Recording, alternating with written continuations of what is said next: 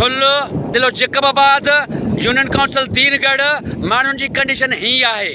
हीअं माण्हू निकिरनि था, माण्हू पंहिंजो पाण खे रेस्क्यू हीअं कनि था। हिन वक़्त ताईं मुराद अली शाह जे तरफ़ां कंहिं बि क़िस्म जो को बि ॿेड़ीअ जो इंतज़ाम कोन थियो आहे, कंहिं बि रेस्क्यू जो को बि इंतज़ाम कोन थियो आहे। हुन पासे असां जूं माउरूं बीठियूं आहिनि, ही बि हिन इंतज़ार में आहिनि त हितां ही मर्द हिननि खे पहुचाए वरी वापसि थी करे हिन घारे मां हुननि औरतुनि खे कढी अचनि। ओ DC जैकबाबाद, ओ सैयद मुराद अली शाह, 8 अरब रुपया कहिड़े तुमत में ख़र्च कया आहिनि, किथे ख़र्च कया थी? ही प्यारो खोसो जा माण्हू ॿुॾनि था पिया, वली मोहम्मद ॻोठ जा माण्हू ॿुॾनि था पिया, पारू खोसो जा माण्हू ॿुॾनि था पिया। हितां खां सॾु पंध ते सम्झो 1 किलोमीटर डॉक्टर सोराव ख़ान सरकी साहिब जो ॻोठ अहिड़ी सॾु आहे। ही कंडीशन आहे माण्हुनि जी। हीअं माण्हू अचनि था पिया, हीअं माण्हू गुज़ारनि था पिया। हिन वक़्त ताईं रेस्क्यू जो कंहिं बि क़िस्म जो को बि बंदोबस्तु कोन कयो वियो आहे।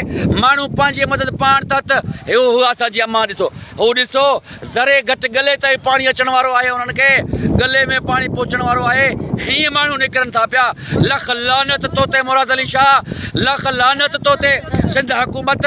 तव्हां माण्हुनि जी अॻिते पाणी तमामु गहिरो आहे, असां अॻिते वही कोन था सघूं। ही कंडीशन आहे। हिन कंडीशन में सिंध जूं माऊं रेस्क्यू कनि पियूं पंहिंजो पाण खे, सिंध जूं अमड़ियूं पंहिंजो पाण खे रेस्क्यू हीअं कनि पियूं। तालकोट ठुल ज़िलो जैकबाबाद यूनियन काउंसिल दीनगढ़, उन दीनगढ़ जी ही सूरत हाल आहे। ही सूरत हाल आहे। ओ DC जैकबाबाद साहब, ओ DC जैकबाबाद साहब, हिकिड़ी ॿेड़ी मोकिल ऐं आर्मी जेकॾहिं ही ॿुधे त आर्मी महिरबानी करे हिते रेस्क्यू करे, आर्मी जा जवान पहुचनि। ही हिते क़यामत जो मंदरु आहे। ही हिते माण्हू मरनि था पिया, लुॾनि था पिया, तरनि था पिया, लुड़नि था पिया। सिंध हुकूमत तरफ़ां हिननि माण्हुनि खे रेस्क्यू करण जे हवाले सां हिन वक़्त ताईं सिंध हुकूमत तरफ़ां का हिकिड़ी ॿेड़ी बि कोन पहुती आहे। दरिया बणिजी वियो आहे। ही दीनगढ़ प्यारो खोसो सॼो इलाइक़ो दरिया बणिजी वियो आहे। तमामु तेज़ीअ सां ही पाणी हितां क्रॉस करे पियो।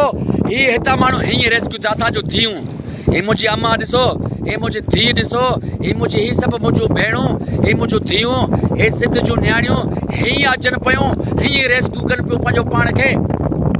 ॿुॾी मरो, हिननि खे ॿुॾी मरण, हिननि खे न कई कोन्हे पीपलनि खे जो ॿुॾी मरण था। अचो मुंहिंजी अम्मा, ही मुंहिंजी धीउ, ही सिंध जी धीउ हीअं रेस्क्यू थिए थी।